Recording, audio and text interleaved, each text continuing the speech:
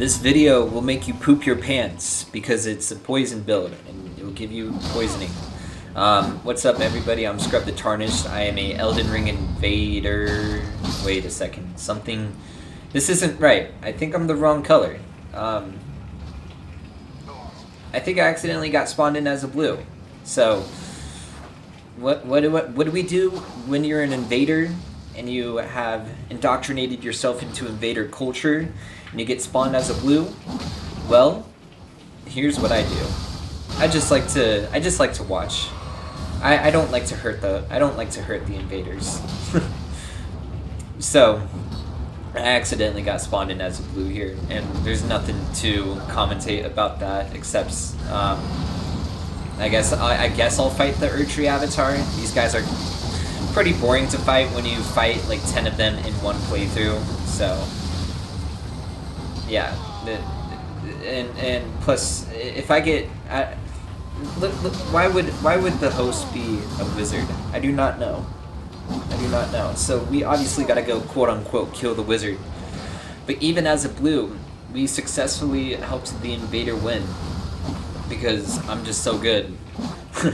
So shout out that invader. I don't know who you are, but even as blues, we help reds. Anyways, yes, I'm Scrub the Tarnished. I'm a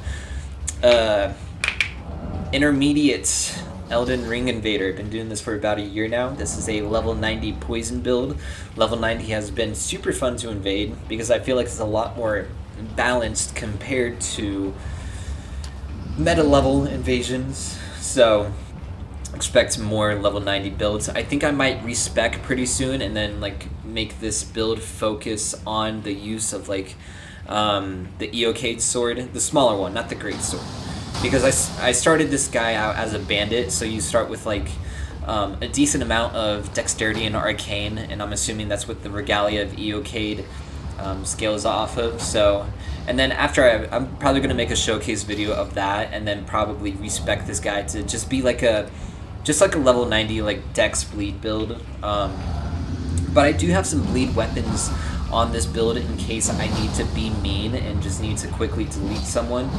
But I chose Poison and Rot because not a lot of people have poison pellets. I know you have like Flame Cleanse Me if you are using Faith.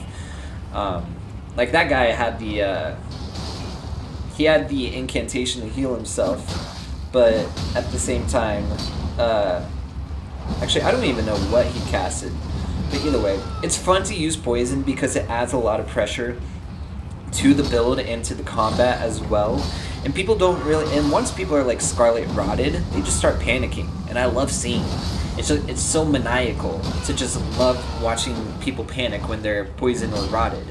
But that's why we're doing this build, because we're an invader red and we're kind of we're maniacs. We're maniacs. But yeah, shout out that commoner for throwing some poison at the Phantom because that buffed me. And so what I have to buff me when people get poisoned or rotted, I have the Mushroom Crown, which I don't know the percentage of the attack boost it gives you when people are poisoned, but I have that, and then the Kindred of Rot's Exaltation as well. It's pretty much the same emphasis as the Lord of Blood's Exaltation, except it activates when people are poisoned or Scarlet Rotted. So yes, so the damage at first before you get poison off is not the best, but having that damage over time is really useful, especially if rotted.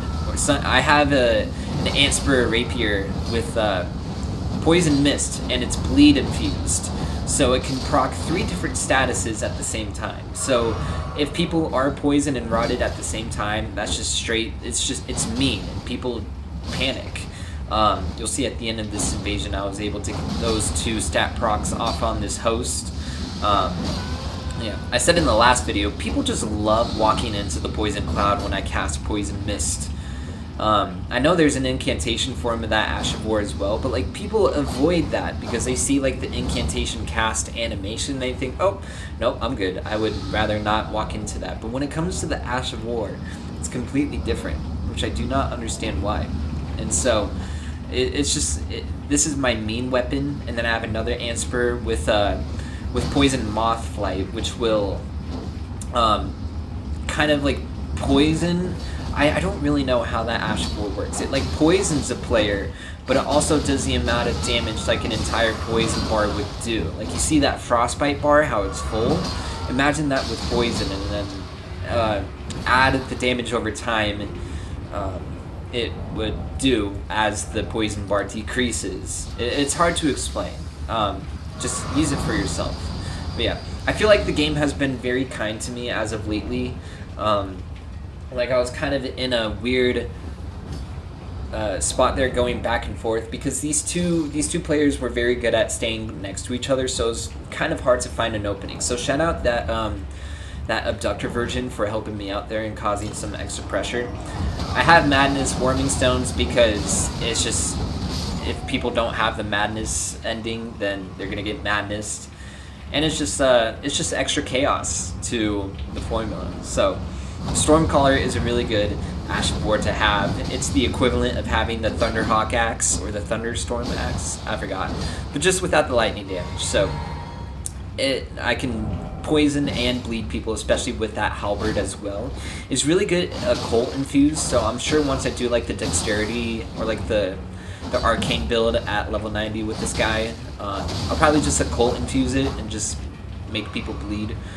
But yeah, so now that I got rid of the Phantom, here comes the bullying of the host. So with 3 different status procs, it's easy to just delete people, get rid of them. Especially with 40 Arcane, you can get some pretty high bleed buildup as well. So it seems that I have burned through all of the host's Estus, so that's why he was cowarding away to use his little healing incantations.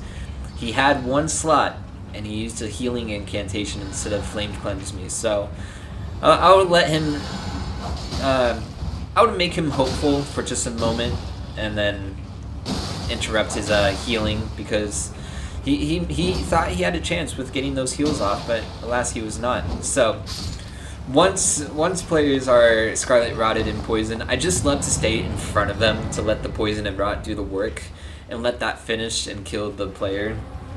So yeah, I said in the previous video I've been using the clap emote instead of the point down because I've been trying to be a little nicer.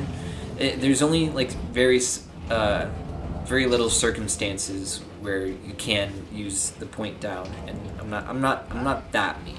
I'm not that mean. But yeah, look who we're back with. We're back with the wizard from the last video's invasion and his friend Pepe, who had the Albinaric mask, but instead went to the Varex mask. But we had to give the clap emote. That was a very perfect time to clap for someone. It's a very like sarcastic clap. So I don't know. It's just fun to use. But good job, Phantom, for letting gravity do the work. But yeah, so I love wizards. Well, I don't love wizards, but one thing I do love about them is that if they're only casting, and if they don't have any melee options besides using like Carrion Slicer or Carrion Piercer, then it's just fun to just mess with them and watch them panic roll when you start approaching them. Like, this guy had no choice but to just roll, because there's not much you could do as a caster at close range. But yeah, we got to give him the not bad and the respectful bow, because we got to make some players feel like they're average at the game, but at the same time, not. But it was good to see those guys again. GG's, well played. And yeah, here we are at the Celia Crystal Tunnel. We have Don't Let Me Solo. I do not know what you mean by Don't Let Me Solo. Like, are you... I guess that... Well, now that I'm thinking about it, it makes sense that you're summoning other players to help you, because you cannot solo any of the bosses yourself. So my advice to you is get good. Get good. So, yes. We have the Radon bow. I know I don't have the strength requirement to two-hand it, so that message before you equip it comes up. But I'm still going to have it nonetheless, because the Radon's Rain Ash of War is just straight up menacing to have on this great bow. And with Golem arrows, it's just it's a good time for me, but not a good time for the players. But Yes. Shout out to that Phantom for poisoning me with his serpent bow, because you just buffed me, and now I can do more damage. And which is actually what I didn't do. I didn't really know what was going on in my mind in this moment, because what was happening is that the host decided to progress through the level to get to me. Same with the wizard as well, but that other Phantom with the bow stayed behind to where he was originally shooting me from. And so I was just confused, like, who do I prioritize? Like, what do I do? I'm not quite sure. So, because I knew that if the host, I didn't want to kill the host first, because I know with a build like this, I would have just deleted the host. So, I don't know. I felt like I don't know, it's host etiquette to just rush first into any kind of battle, into any boss fight, into any invader. It's just what most hosts do. So, I didn't know if I should engage in the host and just end the invasion quickly. I didn't really want to, so I just felt like throwing a freezing pot at him, which is okay. Kind of adds a little bit more pressure to the fight. But freezing pots are good, especially on a build that has a lot of status inflictions, especially like poison and rot and bleed, because if you use, or if someone's frostbitten, their resistances are going to be nerfed, which is good to have. So another whatchamacallit, madness warming stone to add some chaos, get some madness build up on some players. But that Phantom blocked me and led me into the middle of that host Ash of War. Like that Ash of War is so cool. I can't wait to respec this build to use the Regalia of Eocade. I think that's what that straight sword is called. I could be wrong though. So it'll obviously focus on using like Millicent's prosthesis and the Rotten Wing insignia, and then Shard of Alexander. I don't know. I'm just gonna have to do some calculations when it comes to using this build. So yeah, I don't know why that Phantom thought it would be a good idea to try to Scarlet Rot me with the Scorpion Stinger, because that would just attack or like buff my attack power, which shout out the Phantom for doing so, because that would be of great use for me. I tried to go for the backstab here, but it obviously did not work out. So it was a stupid idea of me to jump down into this area, because with 3 players, there's obviously no way I would have been able to go up the ladder. That one Phantom was throwing some fan daggers at me, and that would have caused me to stumble off the ladder. So it was kind of a situation of going back and forth. So I had no choice but to pull out the Rob here, and we deleted the host with one Ash of War. With one Corpse Piler Ash of War. So I only use the Rob when it's deemed necessary, because I don't want to just go out and just L2 players, like L2 the world, because I don't know, that's just boring. So I only use it when I need to be mean. Yeah, here we are at the church where we meet Vare to become a Bloody Finger. This was kind of an interesting place, and that interaction with him is so weird. Like, oh, my lambkin, you have the sweetest of screams. Like, thanks, I guess. But yeah, I should have let the host have a chance to recuperate after fighting that, I don't know what those enemies are called. The ones that use the Bloody Helix. But yeah, I should have let that host recuperate and, you know, have a little bit more honorable of a 1v1. But sometimes I just get bloodthirsty. I guess that's me teasing a potential bleed build incoming. But yeah, here we are at the first step, meeting up with some gankers. This invader is someone I know from Saints Right Discord. He was telling me, like, hey, get over here. We need to bully these guys. And so I came in at the right time, and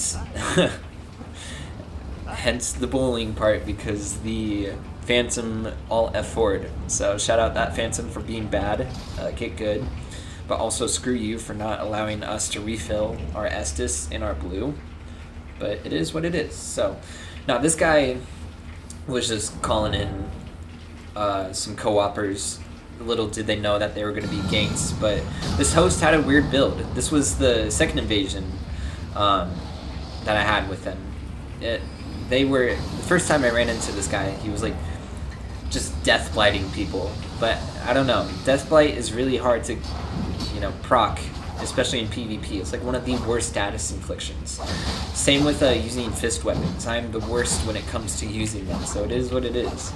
So with the light rolling host, it was a little bit hard to roll catch, especially using things like fists or like claws, I suppose. So we pull out the rapier. I have a quick step on this because it's fun to get backstabs with a quick step, and you get a better crit scaling when it comes to backstabbing or getting riposte with the rapier.